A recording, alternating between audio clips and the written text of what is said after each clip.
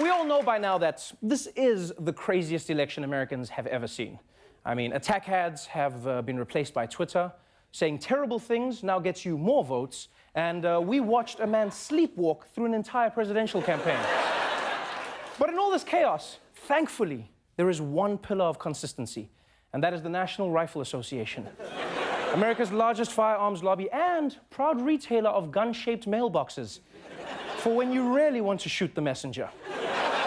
Now, every election, this organization reminds us how powerful they are. And last Friday, they did it again by getting Donald Trump to fly to their national convention in Louisville and pledge his support in exchange for their endorsement.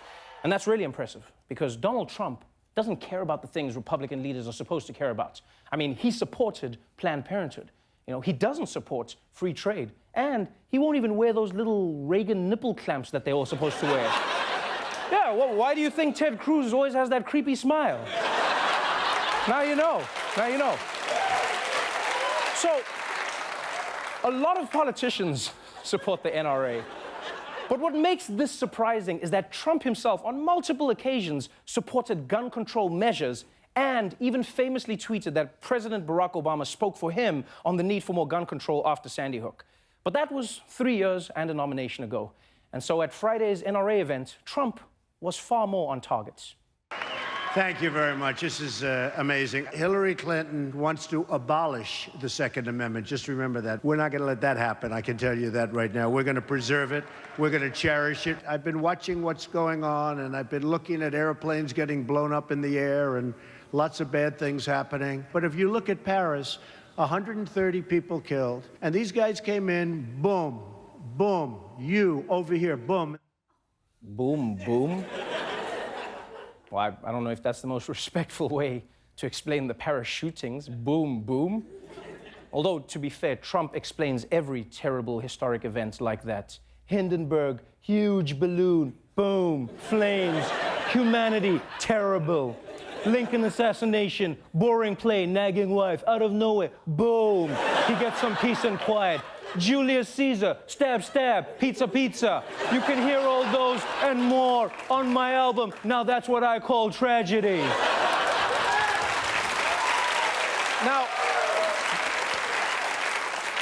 Now you can argue that Trump isn't pandering, that he might really love guns. And I'd say maybe, just maybe that's possible. But the way he talked on Friday makes me think he's not totally on board.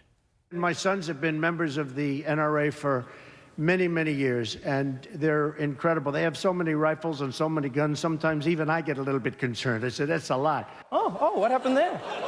Oh, what happened there? Yeah, a little bit of a truth Trump slipped out, huh? Yeah? That's a Trumpian slip when you tell the truth when you're trying to pander. That's what that is. I love that. I love it. And it almost feels like at times Trump is trying to feel out how crazy the group actually is. It's like he's testing the room. I mean, there is such a thing as too many guns. Am I right? Am I right? No? No, of course not. Yeah, what was I saying? Of course not. I mean, as long as you're mentally stable, that's the rule. No? Okay, not that. Whatever. Anyway. But I mean, that's just the guns, though, not missiles. Right? Get the out of here. Get the missiles, too. Wow, we are nuts. Now, you shouldn't be surprised that the NRA got Trump to fall in line with their agenda, because they always get what they want. At the urging of the NRA, Congress passed a law that specifically shields gun manufacturers from lawsuits. After the Sandy Hook shooting in Newtown, the National Rifle Association bullied just enough members of Congress to block any real action. The NRA supported some of the most permissive gun laws this country has ever seen. You're allowed to carry a gun into a national park. You can transport a gun on Amtrak. And the NRA fought the handgun ban in the nation's capital. Wow, that is a ton of accomplishments. Like, even the Illuminati is like, damn, you guys run? Can we join you? And here's one of the craziest laws that the NRA has gotten passed. Because they talk so much about good guys and bad guys. But when it comes to actually catching bad guys, the NRA still takes the side of the gun over the victim. This is the ATF's library of weapons, where feds try to help local police solve a crime, figure out the exact type of gun, and trace where it was bought. That means paperwork. And here, they are forced by Congress to do things the old-fashioned way. Because members of Congress, backed by the NRA, passed laws forbidding the agency from using computers. Are you me? In the name of gun rights, the NRA found a way to stop law enforcement from using computers. Now they have to rely solely on paperwork. That's like telling a teenager he can only jerk off to the Mona Lisa. That's all. You can jerk off, but only to the Mona Lisa. And the kid will be like, what, are you crazy? I mean, I'll get it done, but it's just not very efficient. I don't even know if she's smiling. And a lot of people think the NRA has always been an extreme gun rights group, but that's not true, because that's actually not how it started. This is an organization that, back in the 60s, was a very tame, not particularly political organization. The NRA was a safety organization. They helped people teach their children and their friends and family how to use and store and keep firearms safely. The NRA supported the Gun Control Act of 1968, for example. Oh, wow. So the NRA was a firearms safety organization that also supported gun control. What a dramatic change in goals. It's like learning that the Ku Klux Klan was once an organization devoted to the care and maintenance of bedsheets. And then one day, someone was like, there's holes in these sheets. Now we have to find something else to do with them. So, going back, during the 1960s and 70s, there was a surge in riots and assassinations. And because of that, more gun laws and more gun control laws were passed. And because of that, a few people within the NRA decided to act.